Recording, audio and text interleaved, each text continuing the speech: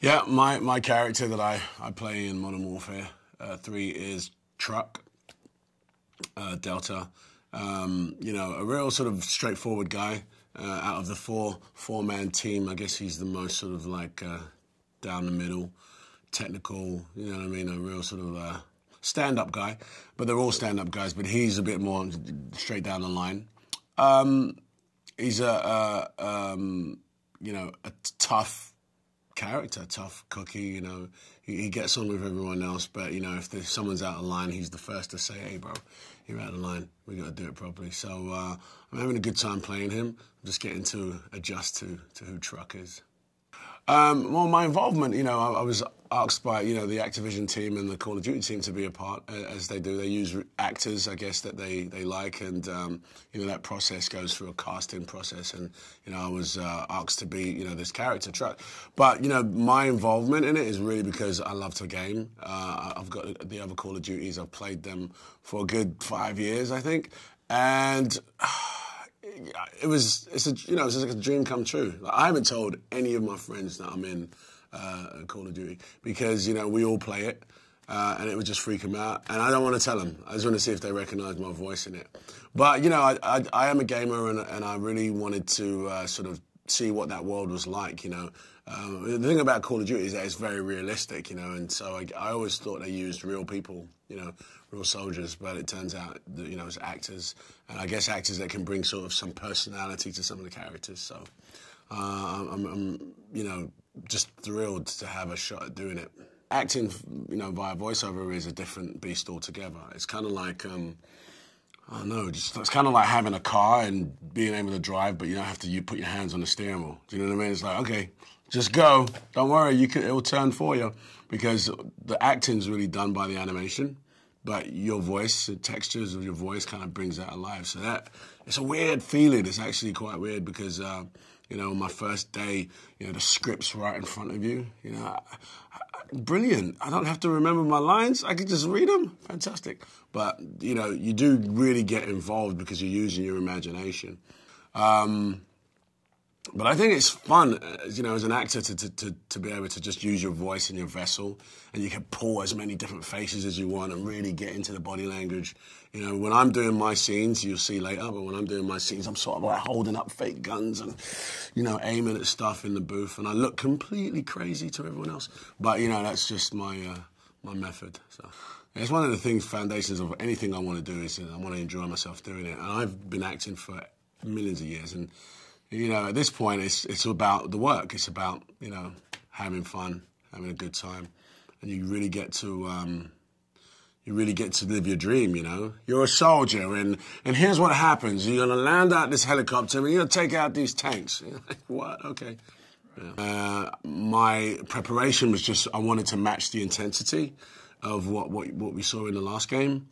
The authenticity as well. So really it was, you know, me preparing just, you know, what was my character going to sound like, you know, what the accent is going to be, you know, and I wasn't told too much before I actually got here, but, you know, once I got here, that preparation, sort of figuring out what Call of Duty actually expects from voiceover work, you know, was kind of like, oh, wow, they really go at it.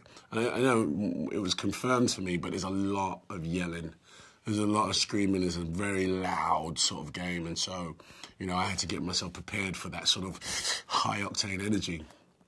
That was my preparation. Tim Oliphant is in Modern Warfare 3. He's a great actor, and, you know, and I know from hearing from the team that he really enjoys sort of, you know, experimenting with his voice and pulling this character together. But Call of Duty is definitely one of my favourite games to play. The thing about Call of Duty, though, for me, is that it just takes over my whole, like, 3 or 4 hours of my life. Like, literally. You know, I'll be sitting there, and 4 hours have gone, and I'm sort of, like, immersed in this world. So, but if I want a quick fix of games, then I'll play a sports game.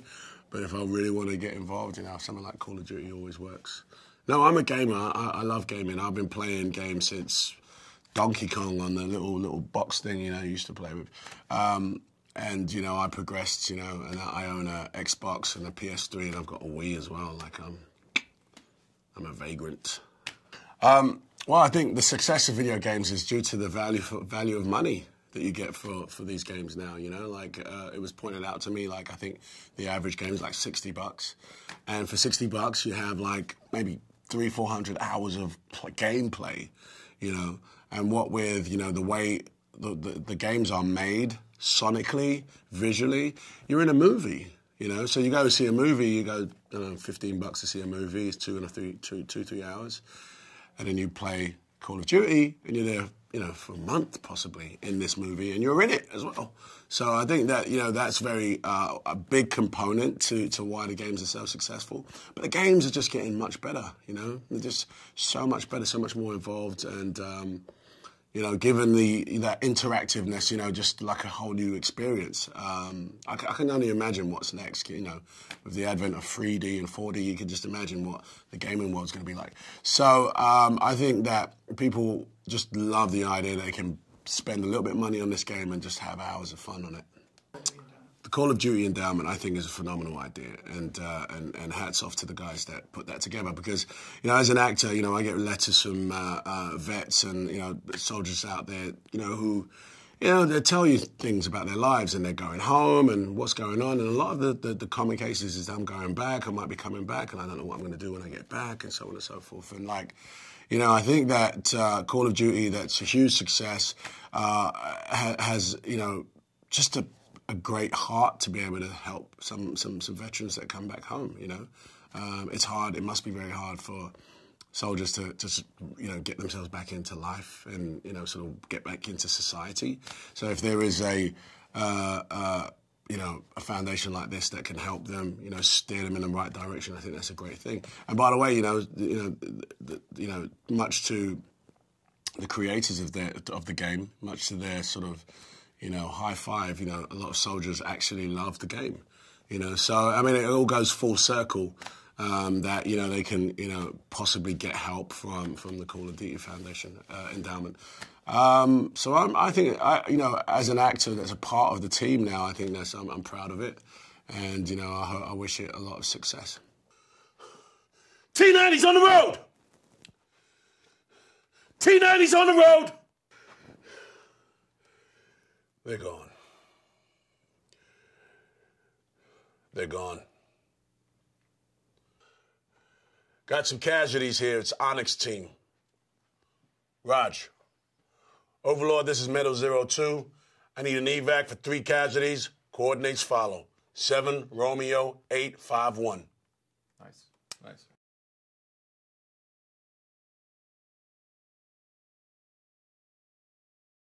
I'm William FICHTNÉR. I play Master Sergeant Sandman in the new game Call of Duty Modern Warfare 3. With the video game, with this game, Call of Duty Modern Warfare 3, you know, each time we come into the studio, I see clips of the scenes that we're going to work on and different places where the game is taking you that day. I would put Call of Duty Modern Warfare 3 at a different place because I think the story is more grounded than other things I've worked on. I feel like it's the characters, or, you know, some of the characters were in previous games. They have a history. As soon as you start adding levels of history, then, you know, you're creating your own world, and it really has its own world. But I'll tell you, before I started shooting this 2 weeks ago, before we started recording, I had lunch with a good friend of mine, a big auto race buddy of mine. We go to see a lot of races together. And he said, so where are you going? I said, I got to take off. I'm going to, you know, do the voice on this game. He said, what's the game? I told him, I said, Call of Duty Modern Warfare 3. And I said, do you know it? And he goes, do I know it? Yeah. And he started naming characters and was completely familiar with the first 2. I mean, really deeply. And said he couldn't wait for this one. You know, as soon as you see a clip of Call of Duty Modern Warfare 3, as soon as you see a clip of it, you see the intensity of what is happening. It's not just what's happening between men. You might be on a helicopter. You might be flying into a zone where all hell is breaking loose. And there are other people that are counting on you, and they're calling back to you. And there's so much happening that, yeah, there's a level of concentration to make sure that, you know, what you're saying is gonna be heard. And that sometimes requires a solid voice that can really cut through it all. Well, you know, the story is really comes out of so much of what happened before this, in the game before, in the Call of Duty Modern Warfare 2.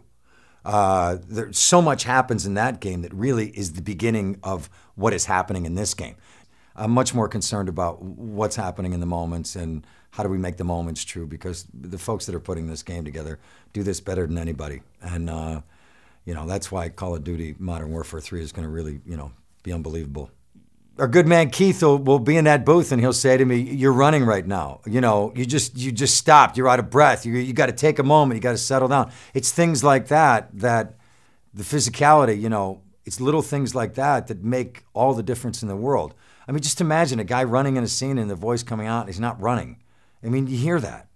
But if he's running and all of a sudden his breath goes, "Come on, we got to go." I mean, taking one breath like that, like that's the moment. That's, you know, all of a sudden you're not in a game. You're somebody's really running. You're hearing it. You're experiencing that. And we try to get that as much as, you know, throughout every moment of the game. It seemed like it was the same for so many years, decades, certainly when I began working in film.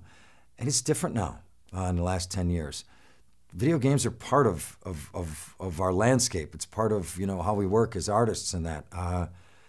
This in particular, like I say, you know, has been it's been a great experience and something that I've really, really enjoyed working on. And, you know, I love it.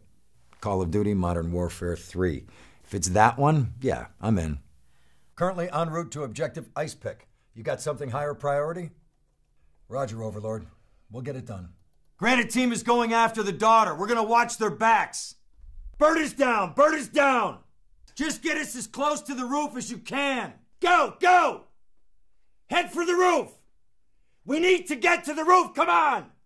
Overlord, we have Russian tanks firing on Granite's position. Requesting fire mission. Route to objective ice pick. You got something higher priority?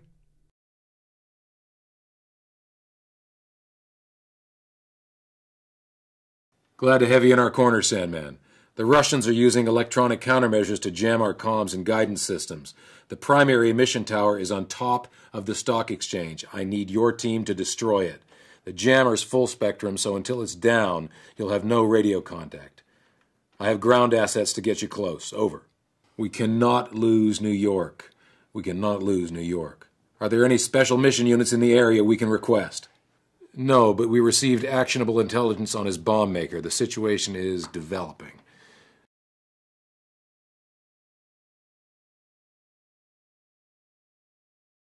So I play a character named Grinch, which is not his actual real name on the birth certificate.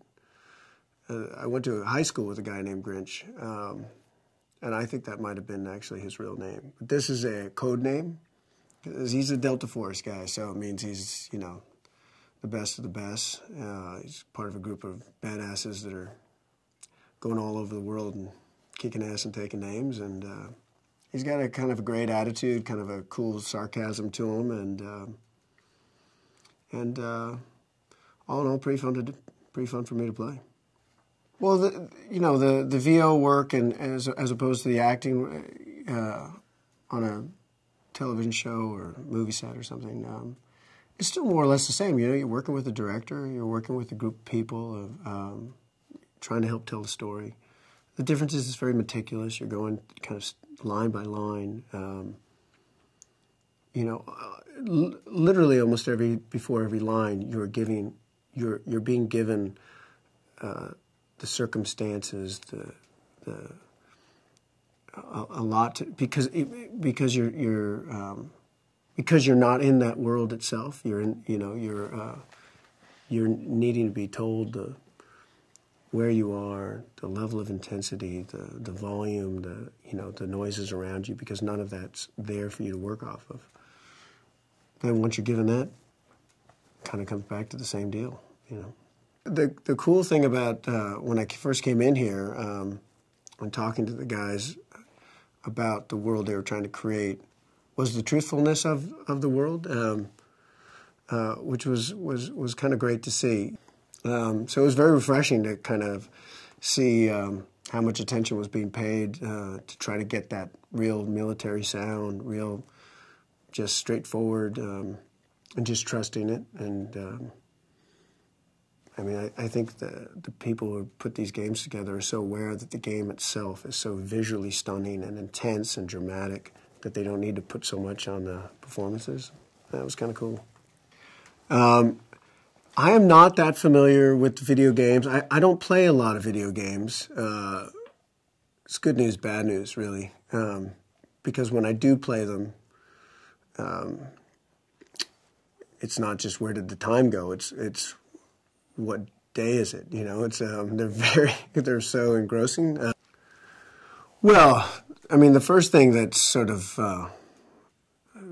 immediately impressive is the guys kind of show me, the things I'm involved in. It's visually stunning and so engrossing. You know, the way you're kind of put in this position of going through it first person. The underwater, these images I saw of these these guys underwater going through the Holland Tunnel. I don't know what you guys are. I mean, it was unbelievable. It's kind of fun being part of a video game, and I think it says a lot about the video games that they're reaching out to the level of talent that you see, and certainly in this game. I mean, Idris and FICHTNÉR. I mean, those guys are amazing. They're unbelievable talents. I assume, like me, they're interested and they're intrigued, and it provides a challenge. It provides a way to reach an audience and a group of people that. And I think, in the end of the day, it's just kind of fun, Not a good day to be Delta. Not a good day to be Delta. Hook up! What the hell? What the hell? Maybe even darker one. What the hell? Nice. Cool. I don't see anything moving down there. Hostiles on the roof! Good, maybe just tie one together. Hostiles on the roof! Awesome. Raj! All right, Claire, move! Moving! That's awesome. Contact, second floor! Yes. Berlin's getting ripped apart down there.